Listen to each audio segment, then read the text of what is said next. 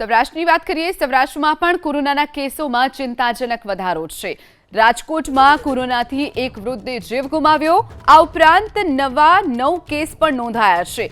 આ સિવાય જામનગર શહેરમાં અને જિલ્લામાં 12 કેસ નોંધાયા છે, જ્યારે ભાવનગરમાં 4 કેસ નોંધાયા છે। કચ્છમાં પણ કોરોનાના 5 પોઝિટિવ કેસ નોંધાયા। રાજકોટ શહેરમાં હવે રોજના 9 થી 10 કેસ સતત સામે આવી રહ્યા છે। રાજકોટમાં કોરોનાના કુલ કેસનો આંકડો 114 પર પહોંચી ગયો છે, જો કે 61 દર્દીઓ સ્વસ્થ થઈ ગયા છે, જ્યારે એક્ટિવ કેસ મોટાભાગના દર્દીઓ ઘરે જ સારવાર લઈ રહ્યા છે। તો જામનગરમાં પણ કોરોનાના કુલ કેસનો આંકડો 80 પર પહોંચી ગયો છે।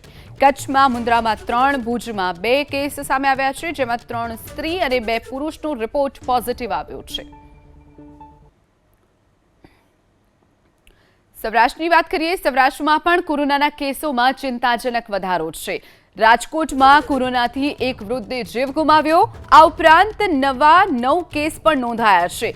આ સિવાય જામનગર શહેરમાં અને જિલ્લામાં 12 કેસ નોંધાયા છે, જ્યારે ભાવનગરમાં 4 કેસ નોંધાયા છે। કચ્છમાં પણ કોરોનાના 5 પોઝિટિવ કેસ નોંધાયા। રાજકોટ શહેરમાં હવે રોજના 9 થી 10 કેસ સતત સામે આવી રહ્યા છે।